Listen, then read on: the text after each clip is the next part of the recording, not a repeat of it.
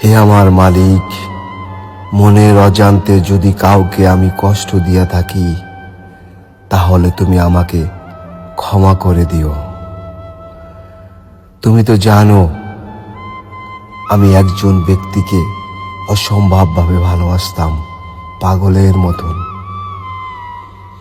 কি অপরাধ ছিল আমার, সে আমাকে এত কষ্ট দিয়া আমাকে ধ্বংস করে দিয়ে চলে গেল।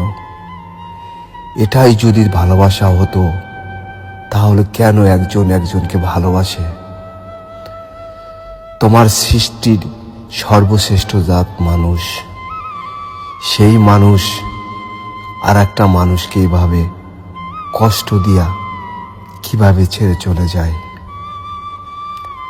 আসলে মানুষের ভিতরে এতটুকু দয়া থাকে না যে আমি যে মানুষটাকে ভালোবেসে বুকের ভিতরে স্থান দিলাম, তাকে অতি আপন করে কাছে টেনে নিলাম, আমার সেই ব্যক্তিটাকে কি করে আমি নিজের হাতে চিরজীবনের জন্য তাকে আমি ছেড়ে চলে যাই?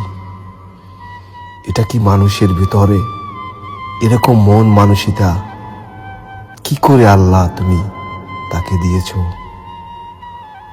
আর এটা এমনই একটা জিনিস, পৃথিবীর বুকে ভালোবাসার মানুষ যখন একজন ভালোবাসার মানুষকে ছেড়ে চলে যায়, সে কখনোই ফিরে আসে না।